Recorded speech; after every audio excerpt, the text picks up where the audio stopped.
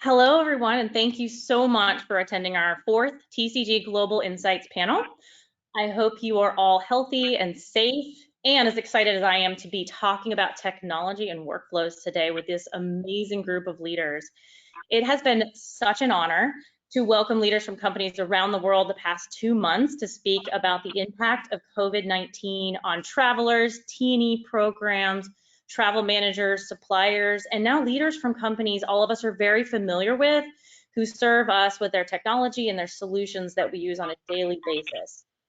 So I just want to remind you to, if you have any questions or you want to go ahead and submit something during our event, please send us a question. We will try to answer 1 or 2 of them at the end, if not more, and then we will look at all of them afterwards and perhaps be able to put together some answers for you as we're here to learn together and grow as we all work together during this time. I also wanted to let you know before I introduce Albert, I just want to let you know that our Global Insights page at www.tcgconsulting.net/panel, which I'll give you that info at the end, has all of our previous videos on it, a lot more information and content and resources will also be coming out in the next few weeks as our team is working with our clients and a lot of you to rebuild travel programs. Okay, without any further ado, I'd like to hand this panel over to our host and the founder of TCG Consulting, Albert Terrace. Albert, take it away. Great. Good morning, Christy, and thank you to my fellow panelists and everyone who's joining us. So we hope that you and your families and those close to you obviously remain safe. Like you, we can't wait for this movie to end and walk out of the theater after a longer than expected movie and hope that we find some things that are familiar. We also expect that we'll find things that aren't. I want to start off by thanking the TCG team, a talented group of people who are making these events possible. It's hard work on short notice, and with results seen now in a growing audience and followers. And if emulation is the sincerest form of flattery, I'd like to welcome my competitors who are also on this and following us as well.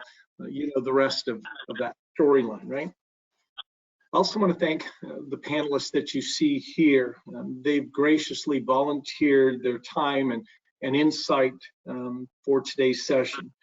Based on the exchange and preparations that we've had leading up to this, I expect I'm going to be taking a lot of notes and learning again. We'll remain with the familiar format, that is 3 questions, and those were submitted by people who have attended previous sessions. Today's sessions will emulate multiple viewpoints across the spectrum, from travel, meetings, payment, expense, from different dimensions, right?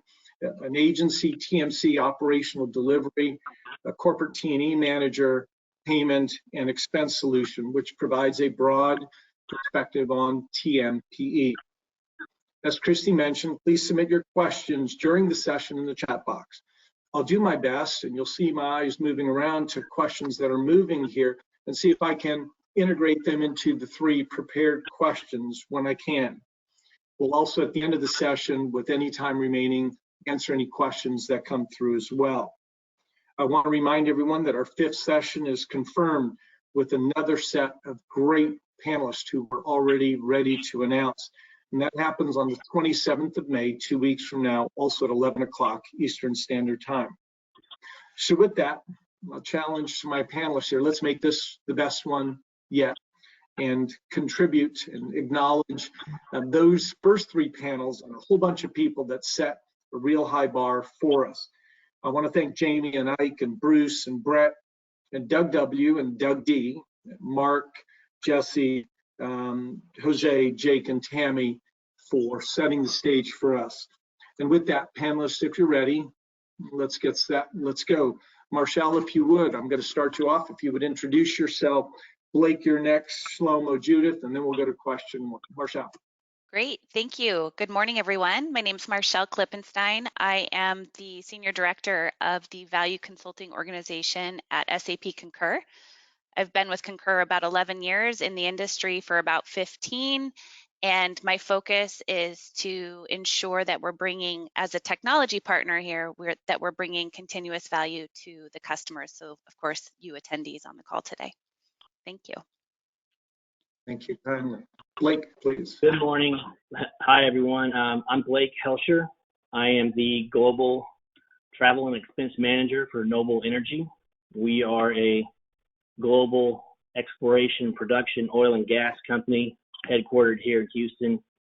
I have been in various roles in this same space with travel and expense for a little over 8 years now.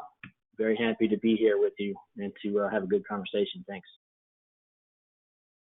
We're honored. Look forward to your insight. Shlomo, please. Hello, my name is Shlomo Mayer. I am a VP within the North American region, managing core commercial platforms at Mastercard. Been Mastercard around 5 years or so. Been in the space, the commercial space, for around 10, 15 years. And the platforms that I manage at Mastercard support our core product sets, inclusive of both B2b and T&E related card products for most the middle and large markets. So thanks for having me, and I'm glad to be sharing with the rest of the panel. Very much a pleasure. Thank you. Miss Judith, please. Thank you, Albert. Hello, everyone. I'm Judith Allen, the president of FROSCH Global Corporate and Energy Travel. I've been in the industry a little over 30 years, working for both small, mid market as well as global TMCs. I joined FROSCH 8 years ago to focus on a global footprint that's very unique to FROSCH, and I lead the global implementation, operations, and account management, program management teams responsible for servicing our customers in over 60 countries. Thank you for the opportunity to join this session, and I look forward to the discussion. Wonderful. Thank you all very much. So Christy, our agenda today, we're going to cover three broad areas, and they may thread needle between each other. The first one starts with the technology that was used at the onset of the event and how it got us through, if you will, the crisis and response. The second one will deal with an area on what lessons are being learned. And then three, kind of a crystal ball, future out, what do we think some of the learnings and new requests will be part of our future. And so with that, without further ado, let's go to our first question.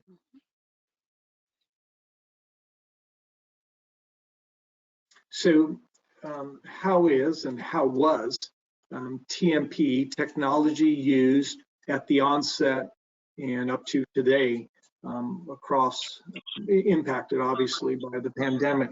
So Judith, you're first. Blake, you'll follow. Marchelle, if you pick it up from there. And Shlomo, you'll be last word. Judith, please. Absolutely. And really, it's a combination of things. We've created policy reminders and notifications, both in the client portals as well as the OBTs during the booking process, to make sure that everyone is safe and aware of the current situation. We've integrated additional technologies to help clients and travel managers alike assess the risk of COVID-19 on a per city basis, really. We were partnering with Johns Hopkins Technology to deliver this in our custom portals. Furthermore, we're using hotel audit technologies to manage and inform our customers on current hotel closures, and now that process will, revert to hotel openings. And they need to be aware of this information, so we continue to build this out and build additional resources for both our internal teams as well as our clients. Most importantly, I think the COVID shutdown has provided full validation of the value of a true single agency platform globally. A quick example of this is we had a corporate client on holiday with their family in New Zealand, and the country quickly announced a shutdown, and they couldn't get out before the flights started canceling. And while the client is based in the U.S., our team began researching the options in the U.S. and seamlessly passed the case over to Australia to monitor in action. And of course, that team subsequently were able to pass it over to our UK team for completion. So the travelers made one phone call, but were serviced globally and were evacuated and routed through the proper countries, if you will, to allow them to return home with minimal quarantine requirements. we really have hundreds of these stories, and they were made possible by our entire global corporate agency team being on one global single platform, one telephony system, and one email system.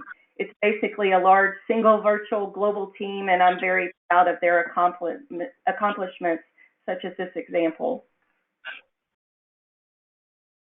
Perfect. Blake, yes, so Blake, from a Noble perspective, I know you guys are still operational in parts of the world, right? So you had a response and then continuation. Your insight, please.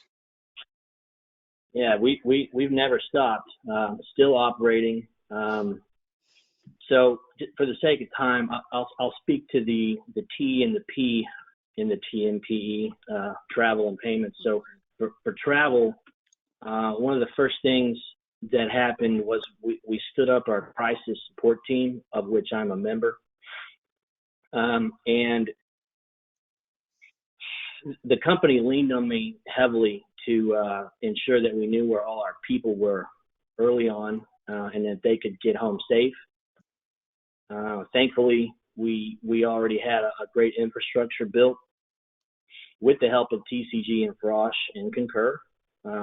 We were able to turn on pre-trip notification, something we didn't have before, through FROSCH and Concur early, so that allowed all of our direct managers to know when a booking was made. And we also had, we leaned heavily on FROSCH and their reporting tools and technology to get us daily custom reports, so that activity could be viewed by executive management, our security groups, health and safety, my group, and this would allow us to intervene if necessary. It was extremely difficult early on to follow all the worldwide travel restrictions when the pandemic really took hold. So that was very valuable. I would have hated to have been a company that was lacking in infrastructure in that space. And kind of shifting over to payments, we have to operate very efficiently. We're a small group compared to some of the other peers of ours.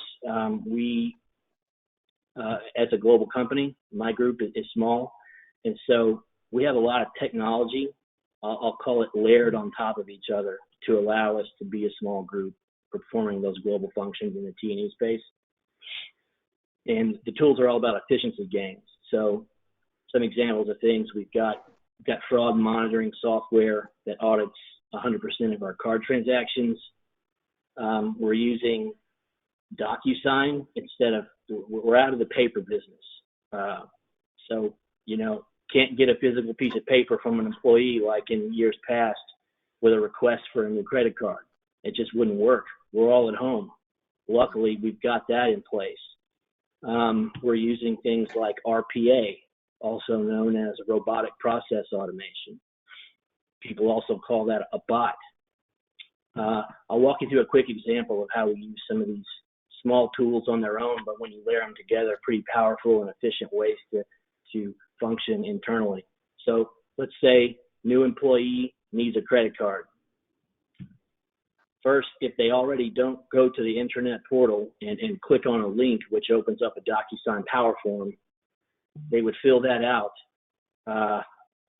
That would route to their manager for approval. It would then be placed in a database within our internal Noble email system. We've got this RPA. We have a bot that will read that, take the information. It will then log into our bank card provider, order the credit card. Credit card shows up. It shows up to our mail room, our interoffice mail folks that are great, deliver that straight to your box. It's seamless. It's a fully automated ordering process. Let's say they don't click on that link and they send an email to our analyst and credit card administration group. Well, they, rather than hand typing the same response over and over, we have a technology where there's a hotkey. basically you press .card order. It pre-populates a response to them with the link to the DocuSign Power Form that they can fill out, and it's pretty seamless. So I'm happy we had that in place now that we're all at home working. Perfect. So Shlomo, he's setting you up for the answer. That wasn't part of anything we discussed before. We're going to have an interim stop while you think of that answer. Marchelle, you're up, and then I'm coming to Shlomo. So a little bit different angle, right? So different angle. So we are. What happened? Yeah, we're a technology partner here in this, right? So we're seeing a collection of customers looking at us as, if we think about it from a protection standpoint, we have a variety of platform elements that support everything that's been mentioned so far. We're looking at people protection and we're looking at cash protection, right? So from a technology standpoint, what we're seeing emerge and get more focus is, yes, the travel environment is not as active right now, which we all believe it will come back. But we see an emerging focus on, of course, when we talk about people, you have the response to people. We have a duty of care solution that has driven many customers to deliver on that awareness. So Blake, you mentioned being able to understand where the traveling community is. Judith, you also did as well. Our duty of care solution, our locate and active monitoring, has gotten a lot of focus and a lot of usage to ensure that the entire traveling community, as well as the remote community, right? So we have to think about not just travelers, we've got employees that are out there now decentralized and working from home. We're seeing our customers very much rely heavily on the ability to understand where every employee is in their organization, given the response to COVID. Secondarily, we have a shift in how employees are spending money. So if you think about it from a cash position standpoint and the focus, CFOs, 52% are very much concerned about cash position. You think about all of the different ways employees can spend money. It's not just travel and expense, not just a single corporate card platform.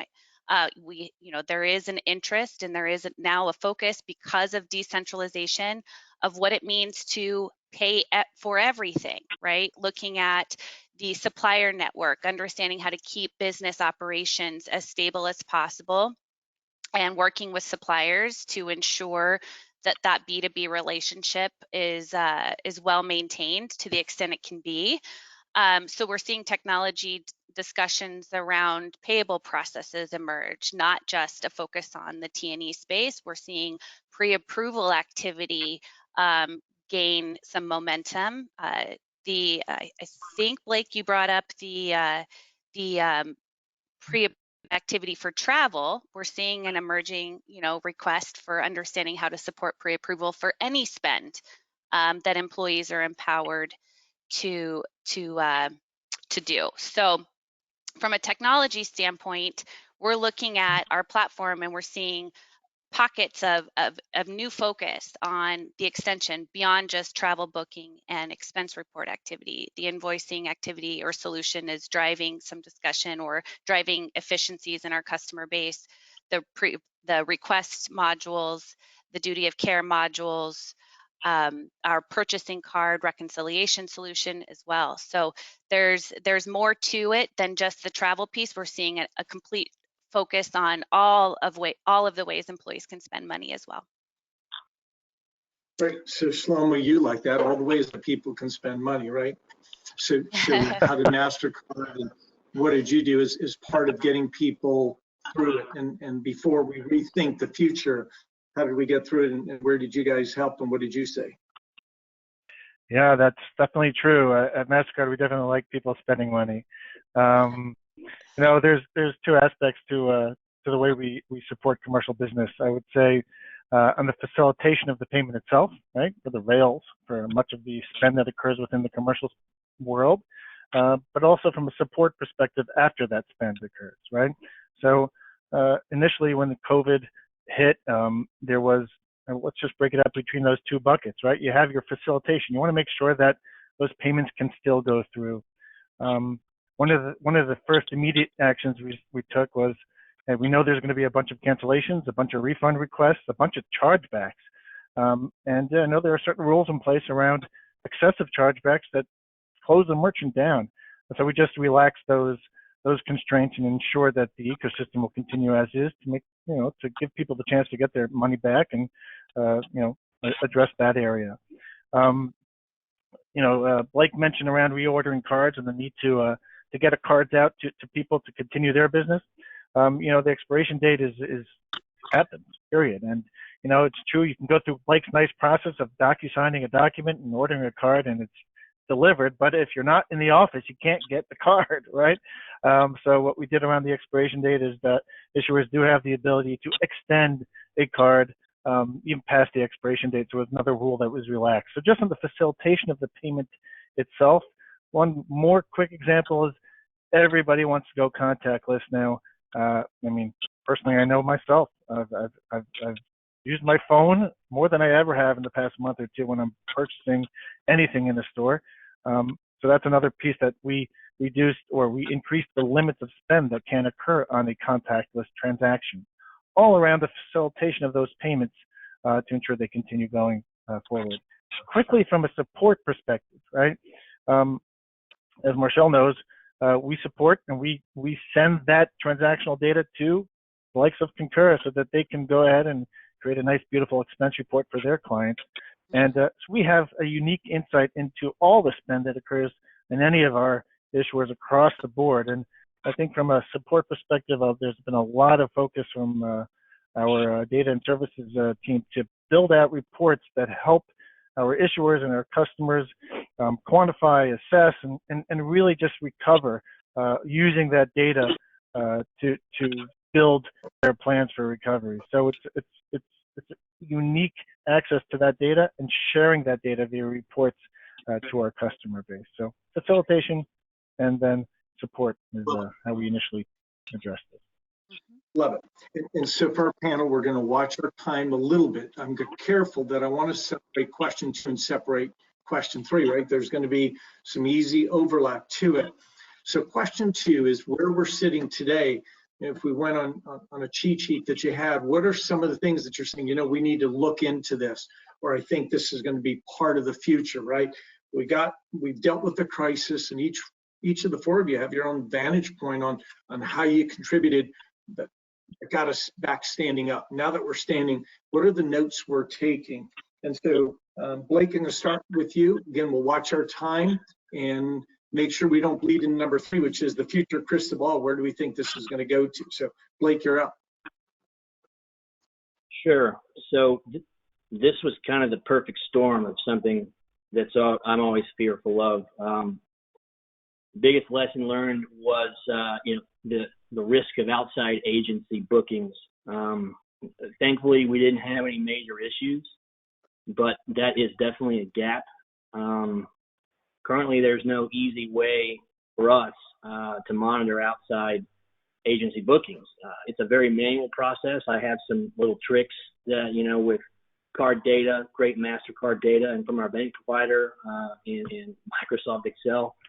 But I'm happy we were able to pivot quickly on a handful of these outside bookings with the help of FROSCH and Concur. I think what's going to come out of this is a greater emphasis to be supported from the top down, to be compliant with policy we already have in place, to book travel through the proper channels so that folks aren't stuck in a foreign country and can't get any assistance. They're sort of on their own now. Yep. So Marchelle, that tees you up perfectly, right? And so one of the notes in the summary that I've already made, and it's been a theme out of the first 3 ones, is bypass won't be tolerated in the future, right? This exposed every crack in that. All right. So Good. What have you learned? What's on your stack?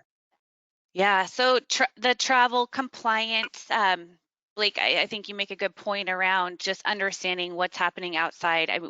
Customers are looking at how to ensure that there aren't gaps going forward. This is a crisis. It's critically important to have all the pieces of the puzzle. And from a technology standpoint, of course, Concur is well positioned to help customers understand what that outside booking activity looks like. We have solutions that actually can bring that data set in for the complete visibility that I talked about as it relates to locate, active monitoring, and supporting the traveler community. We call that TripLink for those of you who are not familiar with that. It's the external booking opportunity or bringing that data in. I look at compliance also just beyond travel decision or travel buying. Compliance for how everybody spends money is also a focus. Customers are looking at spend governance and some of those next phases as we get into question 3. Next phases of what does it mean to set the policy going forward? And what does compliance really, how locked down does it need to get? Is there a use case or looking at the data today to determine what the policy should be, what the compliance variances will be allowed to be in the future? It is overall looking at it from the complete employee spend and buying decision lens. So not just the decision to book outside of a solution, but just the decision overall to spend or to do something on behalf of the organization. And is that in compliance with what the business needs today? So those are all conversations we're having right now. And like I said, from a technology standpoint, we serve in gathering that data, whether it be outside booking or pre-approval activity or payment activity. All of that sits within the Concur solution. Right, so discussions a couple of years ago about broad employee-initiated spend, right? And Yes. it kind of moved at its own pace, and this might project it and propel it, right? Shlomo, what's on your cheat sheet? Yeah, I would say that lessons learned and just around program compliance, similar to what Marchelle and Blake mentioned around the booking itself. The duty of care and the responsibility to ensure that your employees are where they need to be and supported in wherever they are is of that much more important now. The questions that are going to be asked before any booking occurs, is this trip really essential, right? Is there adequate medical coverage of where you're going? Is just going to change a bit in how the booking occurs and who's going to go where and when. I think that's those questions and that process as to determine who and when they fly or wherever they go is changed and going to have to be incorporated within the booking process itself. That's from just a process standpoint of booking and ensuring they're safe. I think just from a financial aspect of it as well, you're going to want to be sure that the spend that the corporate is or the employee is spending according to what they're supposed to be spending to. You're going to want more controls in how that spend occurs. I think specifically around just a quick example of that is a partnership that we just recently solidified with Cvent, who's a meeting and events software solution, which is now going to embed a virtual card within their platform. And if you want to book a meeting, you go through Cvent. You can only pay through that mechanism, through that software, and that gives further control to the overall spend. So it's both additional just duty of care, just ensuring your employees are safe as to where they're going and how they're getting there, but also more control on the actual spend itself. So Judith, what's on your cheat sheet? I definitely agree with the rest of the panelists. The crisis has validated the value of a truly mandated and managed program, and it needs to account for global end-to-end processes that will ensure that program leakage, the data from that program leakage is captured and accounted for. It's no longer an option to know where the travelers are because we need to be able to communicate with them in real time. Duty of care, while previously might have been a primary focus for organizations that have international travelers, I feel it'll be a commonplace focus in all travel sectors, both domestically and internationally. Companies that primarily have domestic programs will address duty of care for the first time, and we're seeing this already in guiding our customers through this exercise.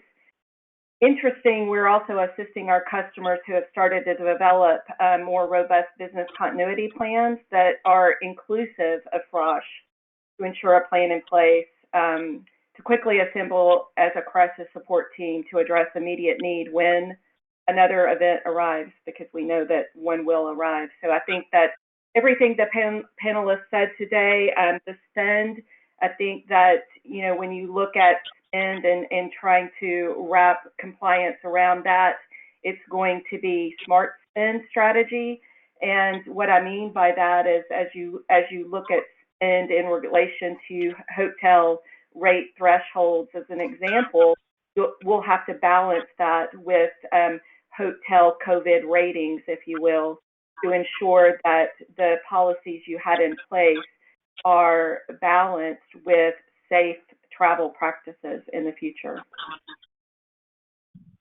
And Judith, as you get ready to crystal ball, right, we'll go to question 3. Some questions are popping up about what you start seeing that may look different. Started touching it on hotel programs in the coming year. Right? Let's jump to question 3. We're back close to on time, right? We manage times here because everything shuts down, the lights go off at 45 after, right? So Marchelle, your first one up on question 3.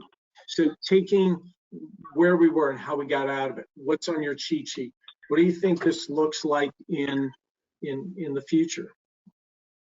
Yeah, I think it's a matter of more holistic view of the touch points of these programs in the business. So the traveler, the spend, all of that, there should be more of a focus now on all of the stakeholders who are invested in this, you know, not necessarily total cost of ownership, but just total ownership, right?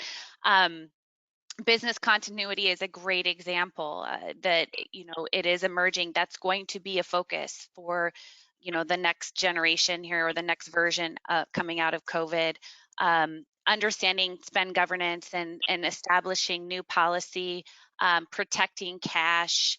You're going to see more discussion around how this program contributes to larger parts of the business and keeping operations effective. I also think that we're going to see an influx of program maturity. Travel leaders, finance leaders, and anyone else in the business is going to look to figure out kind of what's the next generation or what's the next version of their role and their function in the business. And when we think about how we serve the employee community, how we serve the payment or the commercial payment platforms help us operate effectively, there are going to be a lot of shifts in strategy.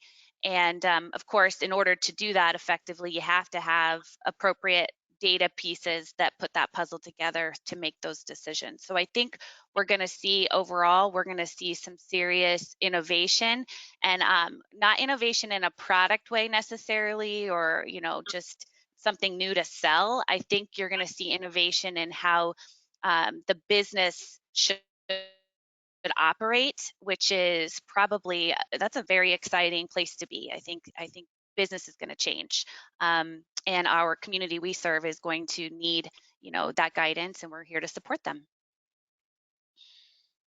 Very cool. Well, how am I going to pay for all this? Yeah, exactly. And it's definitely changed. It's not only changing the way we interact with people, it's changing the way we purchase, period. I think, you know, Marchelle, you kind of hinted to the B2b impact earlier in the discussion. And there is going to be a big impact there to go more automated. You know, I'm sure many of you have seen articles about the fact that checks just plain stink, right? Nobody likes checks anymore because they're manual. Right. But when you get to T&E, what we've seen, and again, this comes from the studies that I mentioned earlier, is around the contact list and the desire to use contact list in transacting, period. I feel very strongly that, you know, in the T&E corporate card in the U.S., I'd say most corporate programs that have individually issued corporate cards, I feel like there's going to be a strong push to get those into those wallets and use those in an NFC type fashion. And one more layer on top of that, like I mentioned earlier, is the ability to add a virtual card into actually a wallet would be really sweet, where not only can you ensure and or address the desire of the traveler to just purchase in a contactless fashion, but also do so in a more secure and controlled manner. So I feel like that is going to come very, very much in the next few months, if not sooner. Yep. Yeah, we're learning how to pay without cash. We're learning how to charge things virtually, right? And the notion that we would have things that are already set up for payments that we might not see, that are one-time workflow into everything else, makes sense. So Judith, what do we look like in somewhere down the road here?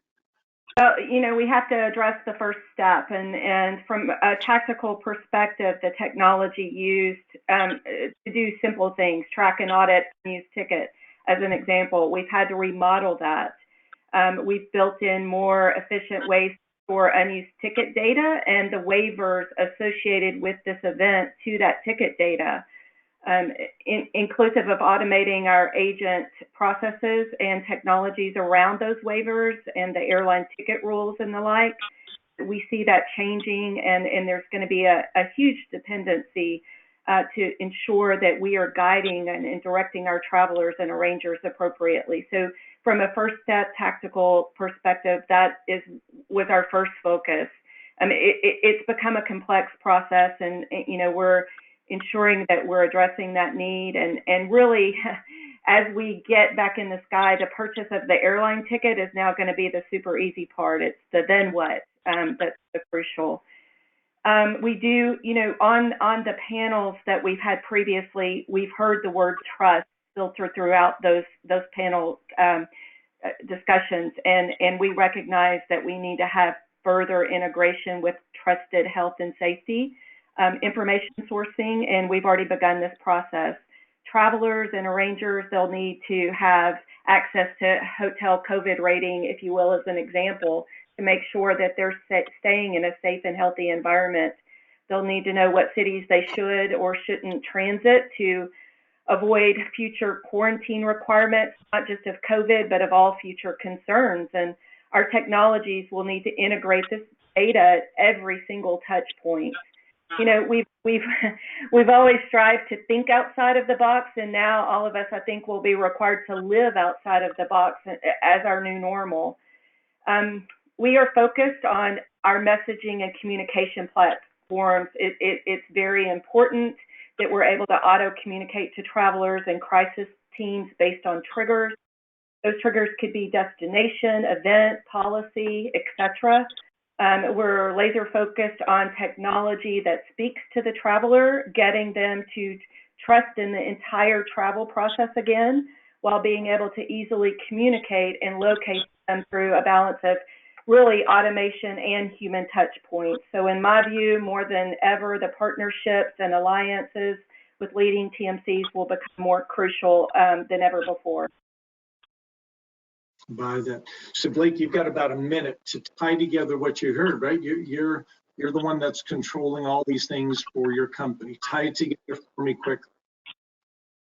Yeah, so we're in the early stages of building a custom pre-trip approval workflow with the help of FROSCH Concur for a part of our business, to allow for multiple project managers and cost controllers to have a layered approval before, Marchelle talked about protecting cash. Well, in the oil and gas space right now, that's what we're all about. So that's something. Also, I think that something that comes out of this possibly is to, we might go full pre-trip approval, where a manager will have to actually approve via workflow a booking before money is spent and out the door and a trip is reserved.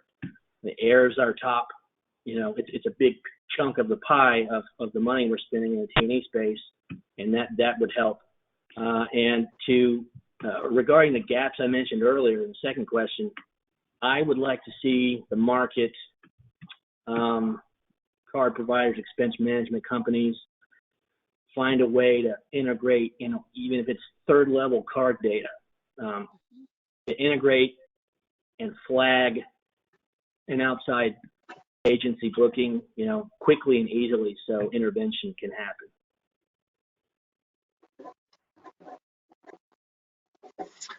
So guys, you're doing great, right? So I think we've set the record. So from the height of attendance, right, I've got a panel here. The height of attendance, we've only had 4 people drop off in 40 minutes. That's a record. Well done. So they're coming here and they're staying here. Well done. I have a question I'd like, if we can do a quick answer to that, and then I'll go to wrap. Can anyone report on tracking travelers who've been exposed to the virus? And I don't know if that means if they were exposed during the trip, et cetera. Is there anything that we know of?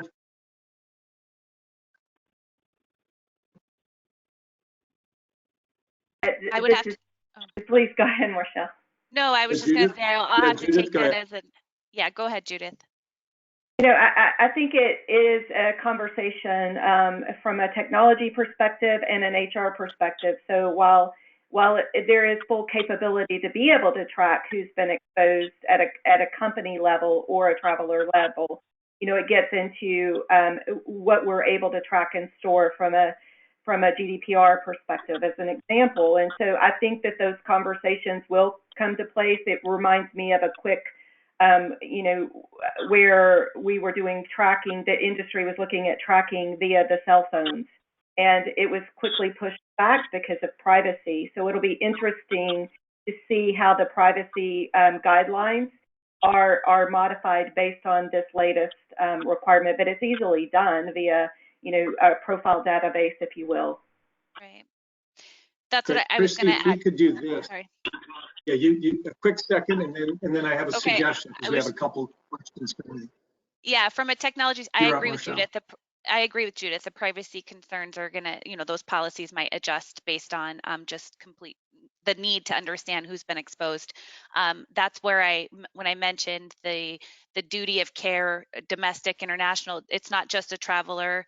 It's also the employee, the work from home employee, and that full profile data is, from a technology standpoint, that's something to be utilized, and hotspots around the world and so forth. You're not just looking at the traveler, you're looking at the entire employee community, and there is data to support that.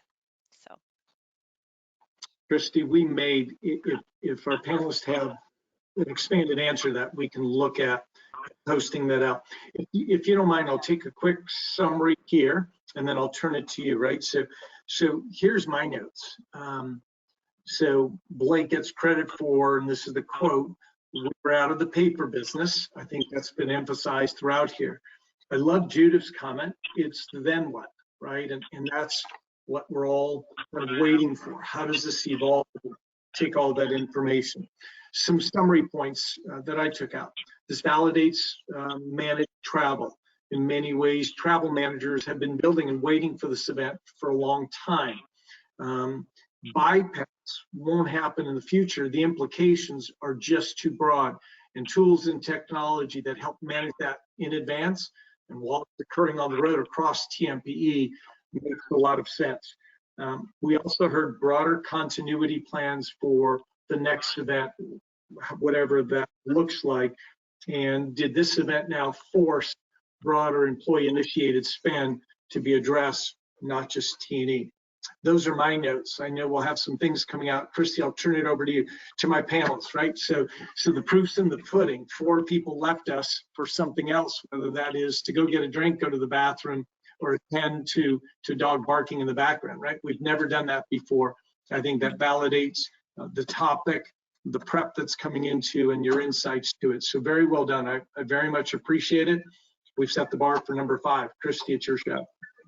Yeah, so thank you to everybody. Before you go, those of you who are still here, and we've got almost everyone, we have a favor to ask of you, so don't hop off just yet. So we at TCG have been working hard to use these panels to answer questions from our clients and colleagues and partners. And actually the questions, as Albert mentioned, that have come in, we're probably going to talk to you guys about to get those answers and post those later, because we want to give every answer possible to our colleagues and clients. As you can see on the screen, our next panel is on May 27th, and it will cover restarting T&E programs in a post-COVID-19 era. Okay, everyone's still on. So we actually have a quick poll question for you. We want you to answer this one simple question. On your screen, you should in a second get a poll question pop-up. So that should be happening just about now. It looks like it is on its way. The question is simple. So It's once here. you get it, awesome. So it should be, does your company have a formal travel restart plan? All we want is just one simple answer of the following, and go ahead and submit that. So hearing from all of you is going to help drive our panelists and conversation in our 2 weeks from now and help us better serve you moving forward. And I promise we'll share the stats from this poll during our next panel. So thank you so much. Go ahead and just submit that. Okay, I think that's still on the screen. And why don't we go ahead and move off back to my screen, Dan, in a second here. Okay, wonderful, awesome. Okay, thanks to everybody that submitted for that. I really appreciate it. Feel free if you want to look at the other videos. This one will also be online very, very shortly. Go to the link on the screen, tcgconsulting.net/panel, as it has a ton of resources for you. And we're going to be adding to that in the near future and helping our clients and hopefully some of you to rebuild your travel and T&E programs moving forward. So we look forward to seeing you on the 27th. Check back for the recording. And thanks again to you, Albert and Shlomo and Marchelle and Blake and Judith. And to all of you attending, have a wonderful and safe rest of your day. Thank you all so much. Thank you, everyone. Thank you. Thank you. Thank you, everyone.